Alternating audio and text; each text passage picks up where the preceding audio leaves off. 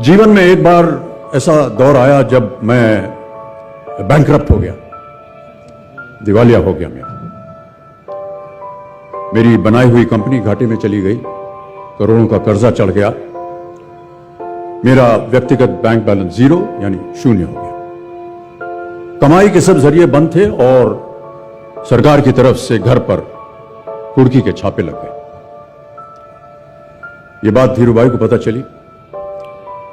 बिना किसी से पूछे या जाने उन्होंने अपने छोटे बेटे और मेरे मित्र अनिल से कहा, इसका बुरा वक्त है, इसे कुछ पैसे दे दो। अनिल ने मुझे आकर ये बताया,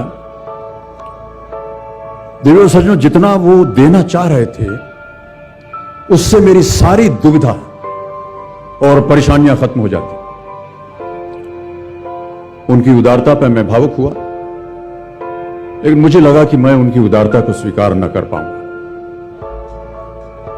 ईश्वर की कृपा रही और कुछ संकट के दिनों के बाद समा बदला, काम मिलना शुरू हुआ और धीरे धीरे मैं अपने सारे कर्जे उतार पाया।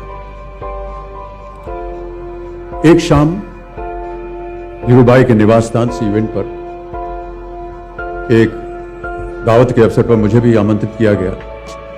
तो ऊपर लॉन में एक तरफ धीरूभाई एक बड़े से मेज पर अपने कुछ मित्रों, बड़े फाइनेंशियल और कॉर्पोरेट वर्ल्ड के दुनिया के दिग्गजों के साथ बैठे हुए बात कर रहे थे।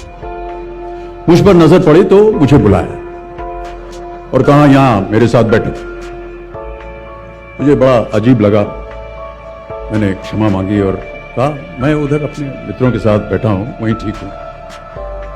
उन्होंने जिद की और बैठा लिया मुझे। फिर अपनी उस दिग्गजों की महफिल में उन्होंने कहा, यह लड़का गिर गया था लेकिन अपने बल पर फिर खड़ा हो गया, मैं इसकी इज्जत करता हूं।